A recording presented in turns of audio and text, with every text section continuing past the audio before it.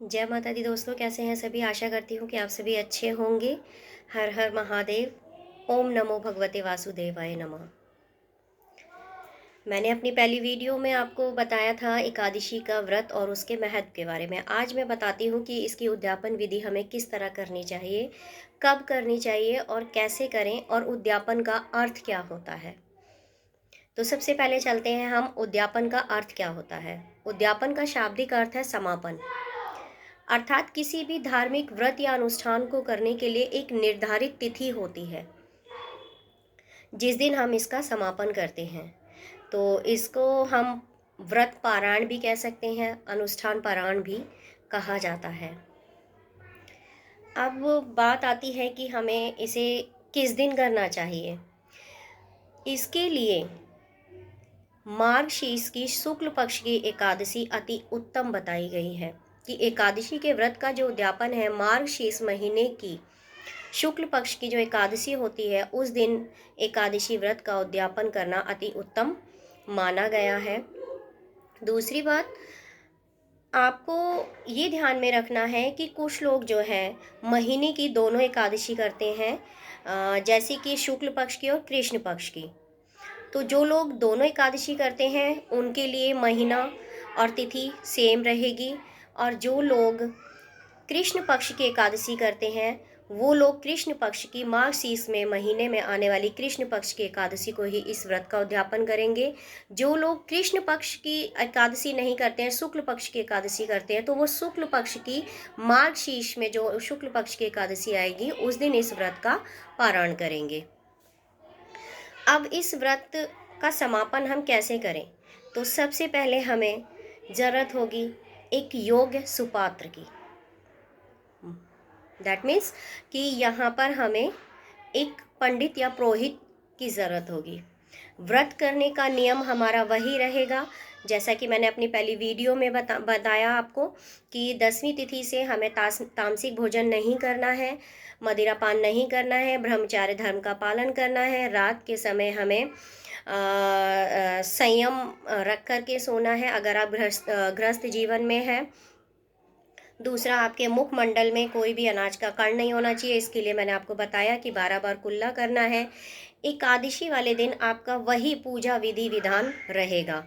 उसके लिए आपको क्या करना है कि जब आप उद्यापन विधि कर रहे हैं एकादशी व्रत की, तो उसके लिए आपको 12 या 24 ब्राह्मण को निमंत्रण देना है। तो उनको भी आप कोशिश करिए कि वो भी एकादशी का व्रत आपके साथ रखें। तो उनका जो भी खाने पीने का आपकी तरफ से जो भी सामर्थ्य होगा वो आपको ही करना है। अगर आप ऐसा करते हैं तो आपको उत्तम फल मिलने वाला है। दूसरा, अगर आपने अधिक मास की भी एकादशी का व्रत रखा है तो आप 26 ब्राह्मणों को भोज कराएंगे। आपके सामर्थ्य के अनुसार आप 12 ब्राह्मण को भी भोज करा सकते हैं। पूजा का प्रोसेस वही रहेगा। द्वादशी के दिन आपको यज्ञ हवन अनुष्ठान का आयोजन करना है, जो आप किसी पंडित या पुरोहित की मदद से करना है। दूसरी बात, आपको इस चीज़ का ध्यान रखना है कि इसे हमें कब नहीं करना है। आषाढ़ शुक्ल की एकादशी से लेकर कार्तिक कृष्ण एकादशी तक इस उद्यापन को नहीं करना है। चातुर्य मास जिसे कहते हैं, एकादशी का उद्यापन इन दिनों में नहीं किया जाता है। जब आप ब्राह्मण को आमंत्रित करेंगे तो आप अपने सामर्थ्य के अनुसार उन्हें दान दक्षिणा दें।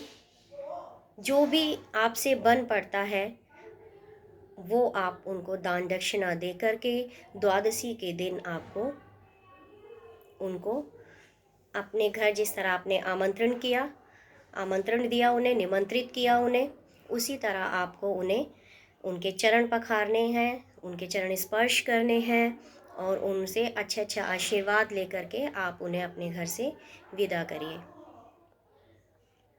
ध्यान रखिएगा कि आपके द्वारा किए गया एकादशी उद्यापन में किसी भी तरह की कोई त्रुटि ना हो पाए। तो इसीलिए मैं आपको बार बार कहूँगी, किसी पंडित पुरोहित की सहायता से ही आप इस यज्ञ अनुष्ठान को करें।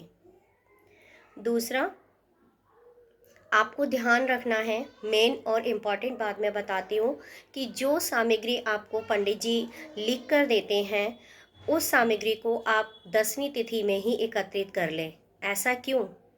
ध्यान दीजिएगा। ऐसा इसलिए क्योंकि एकादशी के दिन तुलसी दल नहीं तोड़े जाते हैं, तुलसी के पत्ते नहीं तोड़े जाते हैं, और बिना तुलसी दल के श्री हरि की पूजा अधूरी मानी जाती है। तो आप ध्यान रखिएगा, एकादशी व्रत का पारायण जब आप कर रहे हैं, उद्यापन जब उसका आप कर रहे हैं, तो आपको उनकी जो पूजन सामग्री है वो आपको 10वीं तिथि को ही एकत्र कर लेनी है। वैसे तो तुलसी दल संडे को, रविवार के दिन और अमावस्या के दिन और एकादशी के दिन, तीनों दिन इसका तोड़ना वर्जित बताया गया है।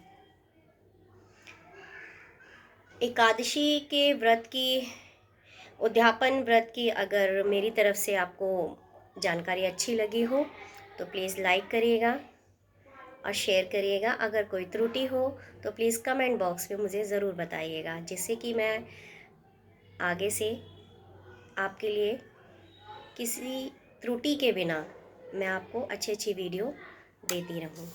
जय माता दी। ओम नमो भगवते वासुदेवाय।